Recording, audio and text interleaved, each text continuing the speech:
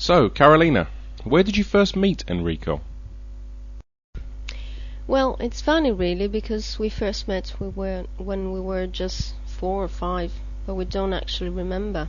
We both lived in the same apartment block until Enrico's family moved to the north of Italy, when I guess we were about 7. So, did you keep in touch? No, not at all. We didn't really know each other, so there was no reason to. He was just a quiet, funny-looking boy that nobody ever really spoke to. Okay, so how did you meet for the second time? Well, it was about 5 years ago.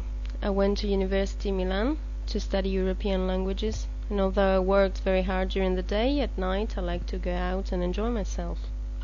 Anyway, one night I was in a salsa bar with some friends when I noticed at the next table this really good-looking guy who was sitting alone and chatting on his mobile.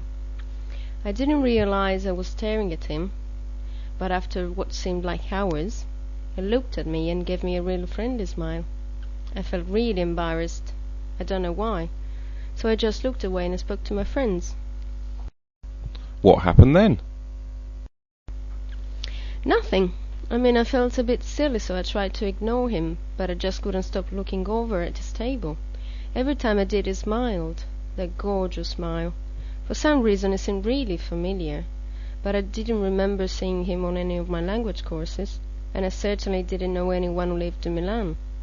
I was trying so hard to remember his face, but when I looked over again, he was gone. Oh no, what did you do then? But then there he was, standing behind our table.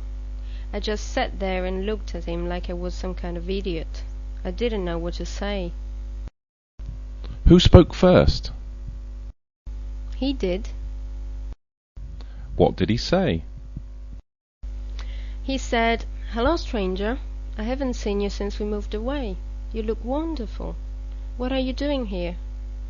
I didn't know what to say because I didn't know what he was talking about. Then he explained about how we'd lived in the same apartment block, etc., etc. I just couldn't believe that he'd recognized me. But were you happy? Oh yeah, it was gorgeous. I just felt a bit bad that I hadn't remembered him, but that he'd remembered me. So what happened in the end? We swapped phone numbers, and he promised to call me the following week to go out for a pizza. It's not very original, I know, but I didn't care, to be honest. I just wanted to see him again. What in fact happened was that he called me the next morning and said that he couldn't wait a whole week to see me.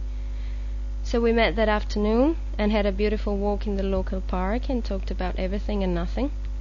It was so romantic. That day we fell in love and have been happy ever since. Our daughter, Sabelle, was born 6 months ago and we're getting married next summer.